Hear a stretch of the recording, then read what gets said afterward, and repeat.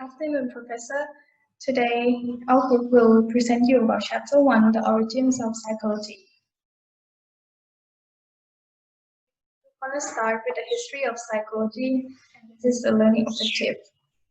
For the purpose of this module, we'll examine the development of psychology in America and use the mid-19th century as our starting point. Psychology is an exciting field, and the history of psychology offers the opportunity to make sense of how it has grown and developed. The importance of history in defining who we are cannot be understated. Whether you are seeing a physician, talking with a counselor, or applying for a job, everything begins with a history. The same is true for studying the history of psychology. Getting a history of the field helps to make sense of who we are and how we got there.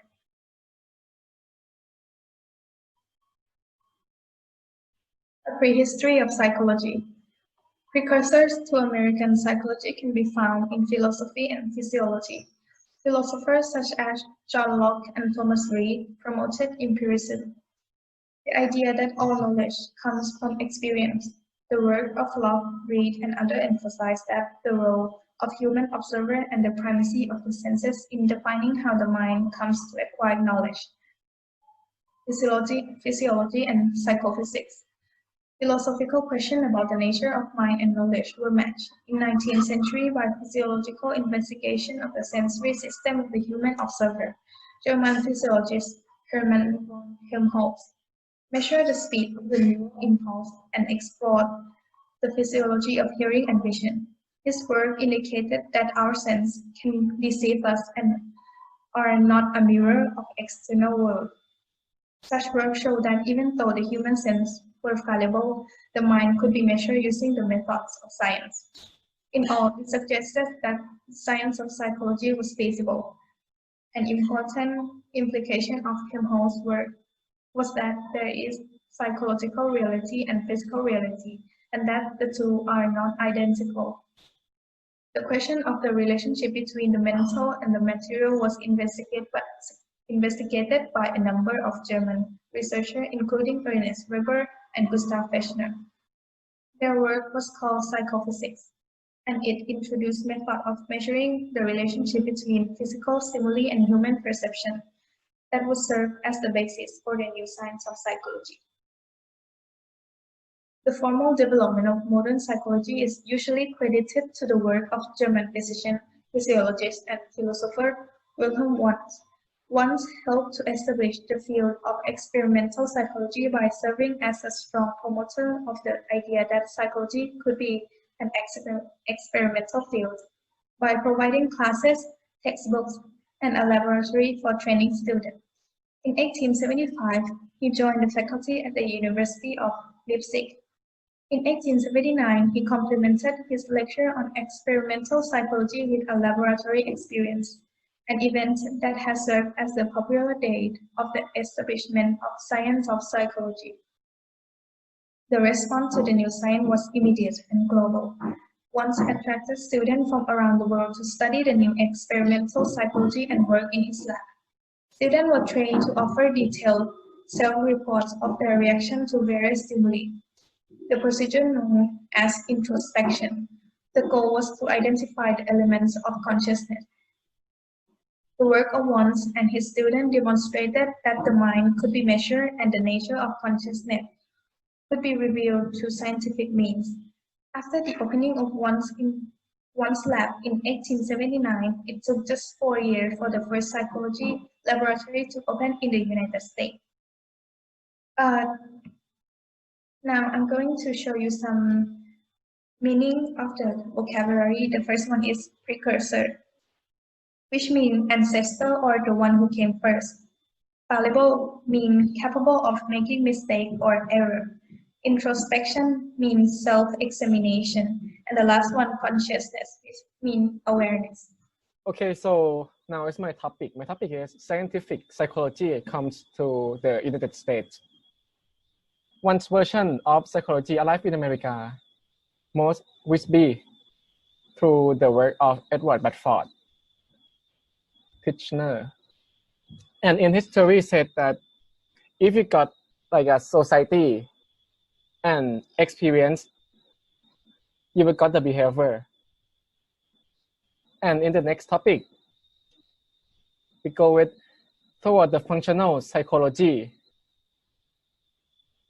In this part, we will focus about the functionalism, and the functionalism is a theory about the nature of mental states according to functionalism. Mental states are identified by what they do rather than what they made it of. And in the next topic, I'm going to talk about the growth of psychology. Throughout the first half of the 20th century, psychology continued to grow and flourish in America. And now we got the new theory called Gestalt theory. In this theory, if we got like a society and experience and also the learning, you will got a behavior. And in this crystal psychology theory is what we are using in now. And my friends, my name is Manita Purimata Melfashat. Today I'm going to present about chapter 1, the origins of psychology. The topic that I responsibility today, there are 3 topics. The first one is applied psychology in America, and the second one is psychology as a profession. The last one is psychology and society. Okay, let me start with the first one. Applied psychology in America. In America, there has always been an interest in the application of psychology to everyday life. The modern intelligence test was developed by the French psychologist Alfred Binet. His goal was to develop a test that would identify school children in need of education support. Because that he supported the Alfred Binet test and the later standards by Louis Terman at Stanford University. The assignment and meaning of intelligence has fueled debate in American psychology and society of nearly 20th century was written to repeat advance in applied psychology.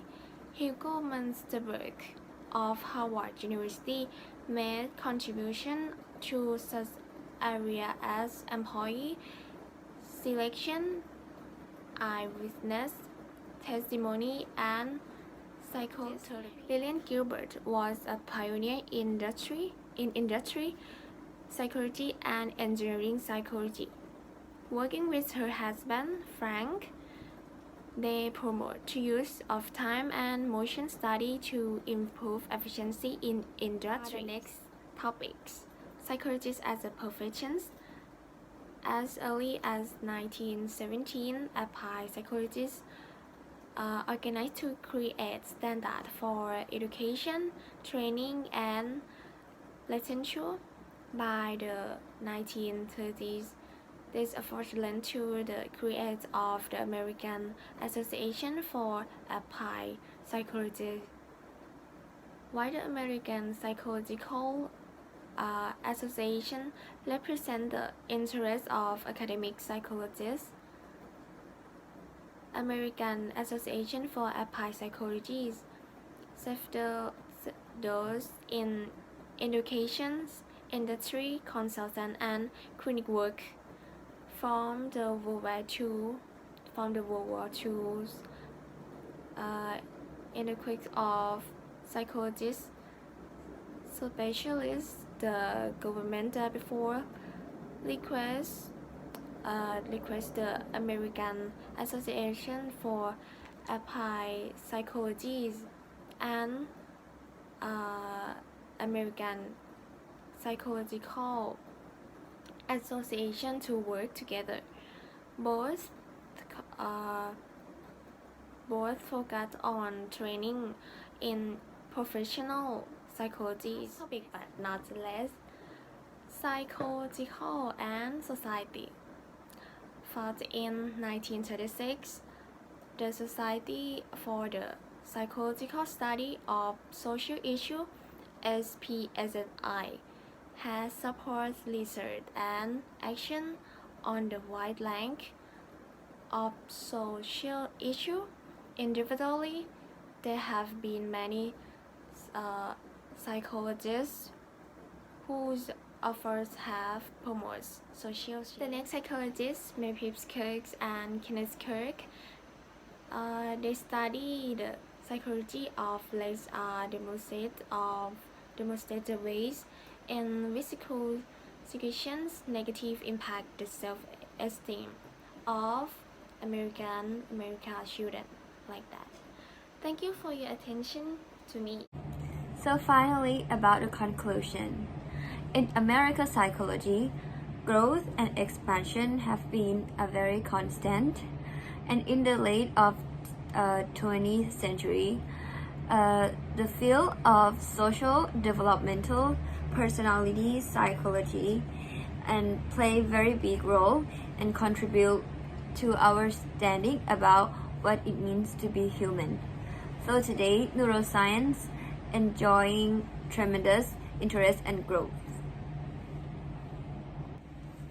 So here is a briefly timeline about the psychology history.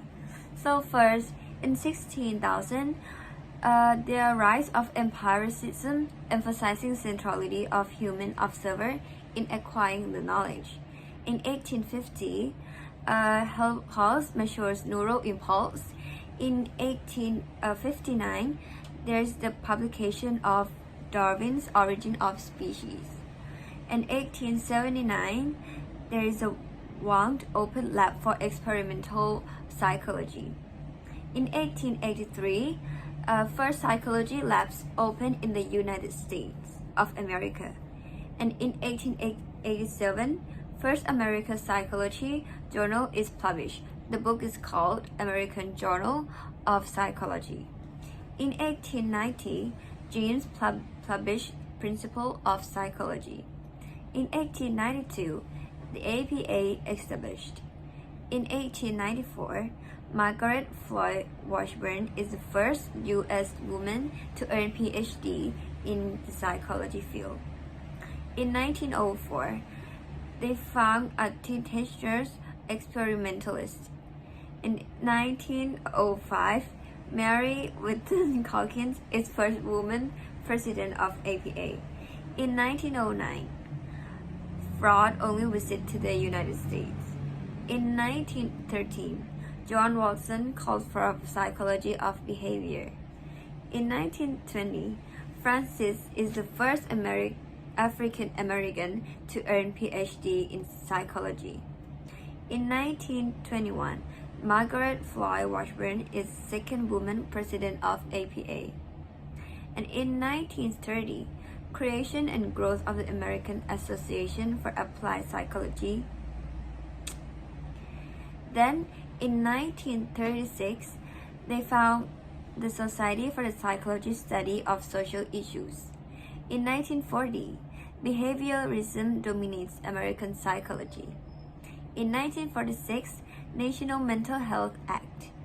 In 1949, Boulder Conference on Graduate Education in Clinical Psychology. In 1950, cognitive psychology gains popularity. In 1954, Brown and Board of Education. In 1957, Evelyn Hooker published The Adjustment of the Male Overt Homosexual. In 1968, founding of the Association of Black Psychologists. In 1973, a psychology proposed at the Vail Conference on Professional Training in Psychology. And lastly, in 1988, they found the American Psychology Society, and we know now as the Association of Psychology Science. Thank you. Vocabulary 1. Behaviorism. The theory that human or animal behavior is based on conditioning. 2. Cognitive psychology. the study of how people think. 3. Consciousness, the state of understanding and realizing some things. 4. Empiricism, the belief in using empirical methods. 5. Eugenics, the idea that it is possible to improve humans by allowing only some people to produce children. 6.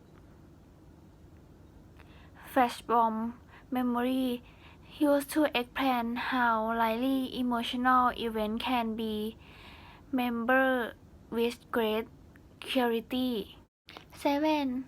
Functionalism, the principle that the most important things about an object such as a building is its use rather than what it looks like.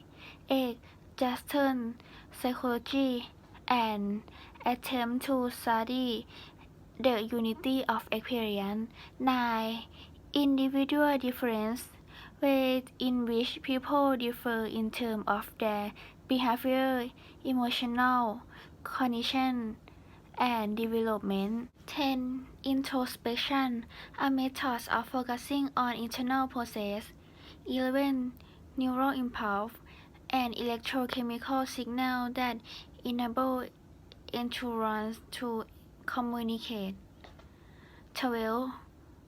Practitioner scholar model, a model of training of professional psychologists that emphasize clinical practice. 13. Psychophysics, study of the relationship between physical stimuli and the perception of those stimuli.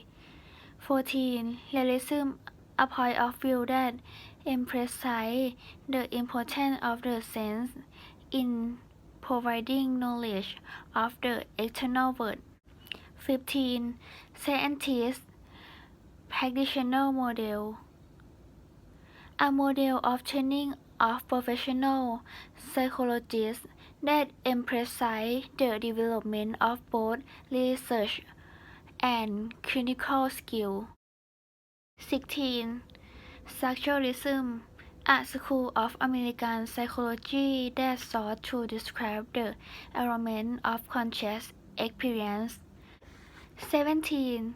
Tip of the tongue phenomenon, the inability to pull a word from memory even though there is the sensation that the word is a variable.